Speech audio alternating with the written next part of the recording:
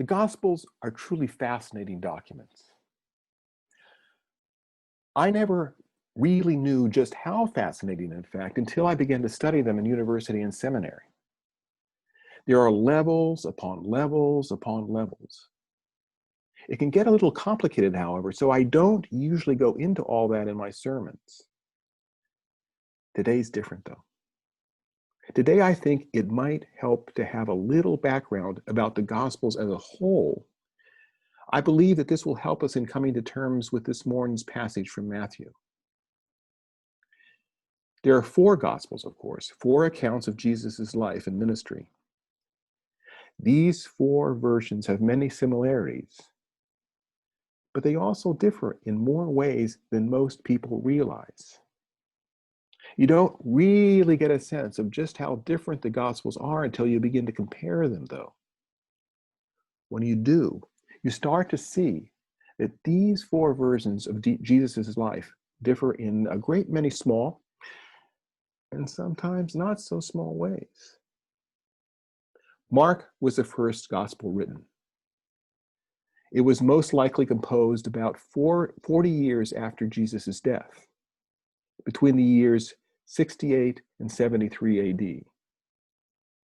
Matthew and Luke came next. They were each written about 10 years after Mark, around the year 80 or 85 AD.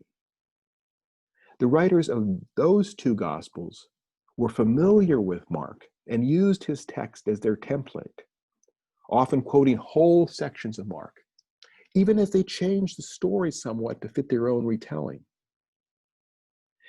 In addition to this, though, Matthew and Luke each had another source for their Gospels, one which no longer exists. Scholars call this source Q. Q was made up of Jesus' sayings, including his parables. Neither the Gospel of John nor the Gospel of Mark contain any parables at all, by the way, only Matthew and Luke, who had access to the source Q. As for the Gospel of John, it was written about 20 years after Matthew and Luke, around the year 100 AD, and has very few stories in common with Matthew, Mark, and Luke. So it's usually treated as quite apart from the others. That's a lot of information. All that you really need to know are 3 things. 1, that the Gospels don't always tell the same stories about Jesus. But 2, that when they do, they generally tell them in somewhat different ways.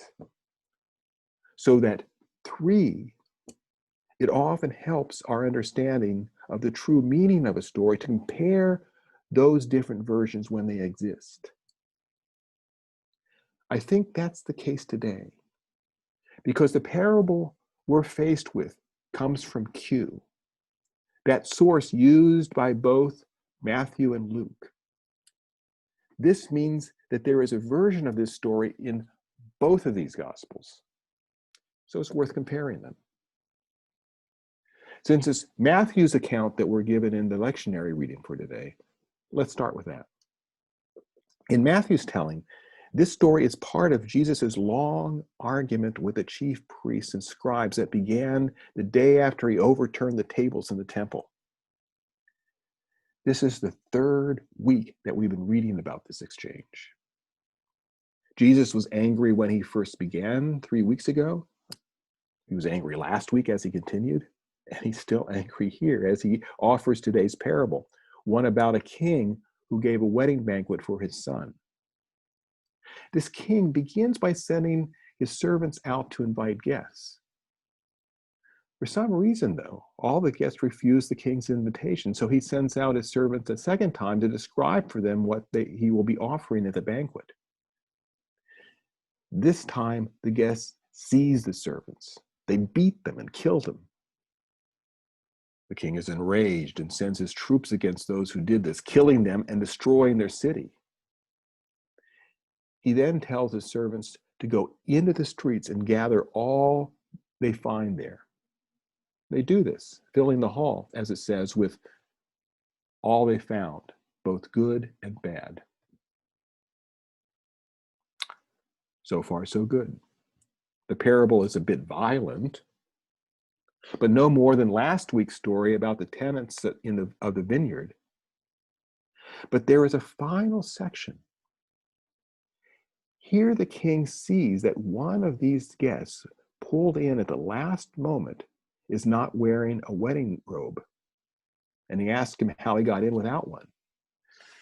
The man doesn't know what to say. The king's servants had taken him off the street after all. He had simply been gathered up along with all the others. How could he have known to wear a wedding robe? He had no idea that he was going to a wedding when he left his house that morning. The king seems to care nothing about this, however. He says to his attendants, "Bind him hand and foot and throw him into the outer darkness where there will be weeping and gnashing of teeth." Matthew then concludes his story with this: "For many will be called, but few are chosen." Okay, so what are we to make of this parable? The king in the story is so ruthless, so unforgiving. Seeing how he behaves to the man without the wedding robe, is it really surprising that no one had wanted to come to his feast in the first place? Is this king meant to be God? Really? Is this truly the God of steadfast love of the Psalms? The God of Isaiah, who said that like a nursing mother, God will never forget you, but that even if she would, God would never forget? The God who seeks out all who are lost and sent his son to save the world? Somehow it doesn't fit, does it? If we're going to make sense of all this, we're going to need help. Luckily, as I say, there are two versions of it. One in Luke, in addition to Matthew. So let's see how Luke tells his story. That version is found in Luke 14, verses 16 through 24. I'll read it in its entirety. Then Jesus said, "Someone gave a great dinner and invited many. At the time for the dinner, he sent his slave to say to those who were invited, 'Come, for everything is ready now.' But they all alike began to make excuses. The first one said to him, 'I have bought a piece of land and I must go out and see it. Please accept my apologies.' Another said, 'I have bought a yoke of oxen. I am going to try them out. Please accept my apologies.' Another said, 'I have just been married and therefore cannot come.' So the slave returned and reported this to the master. Then the master of the house became angry and said to his slave, 'Go out at once into the streets and lanes of the town and bring in the poor, the crippled, the blind, and the lame.' And the slave said, 'Sir, what you have ordered has been done, and there is still more room.' Then the master said to the slave, 'Go into the roads and lanes and compel people to come in, so that my house may be filled. For I tell you, none of those who were invited will taste my dinner.'" That's it. That's the whole parable. Did you notice how different this version from Luke is from the one in Matthew? For one thing, the invited guests don't simply reject the invitation. They all decline with apologies. They offer excuses. One had just bought a piece of land, another had recently acquired new oxen, a third had just gotten married. All feel that they're just too busy or too preoccupied to attend. Also, there is none of the violence of Matthew's telling. It's all very civil. There is nothing about beating or killing the slaves. and nothing at all about the man giving the banquet, retaliating by killing murderers or destroying their city. Instead, in Luke, when those who this man invites decline his invitation, he simply invites others. And who does he invite? He invites the outcasts and downtrodden. As he says to his slave, "Go out at once into the streets and lanes of the town and bring in the poor, the crippled, the blind, and the lame." And when his slave tells him that there is still more room, he responds, "Go out into the roads and lanes and compel people to come in, so that my house may be filled." Most important of all, that whole section concerning the guest who is cast out into the outer darkness because he didn't know to bring a wedding robe is entirely absent. It's just not there. In other words, it appears to be something that either Matthew added to his parable or else that Luke took out of his, with the result that Luke's account of this parable differs from Matthew's in tone, meaning, and content. The fact is, it's Luke's version that speaks to me. In Luke's account, the man giving the feast is clearly meant to represent God. And in this telling, God rejects nobody.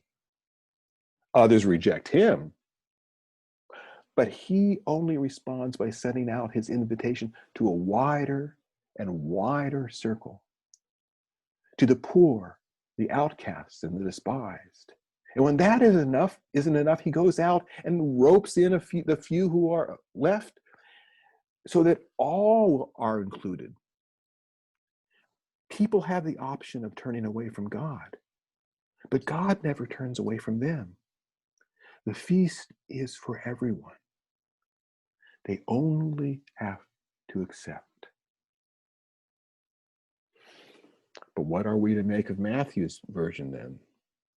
How are we to explain its harsh, unforgiving tone? Well, we can't be sure. But there are two things we know about Matthew that may help.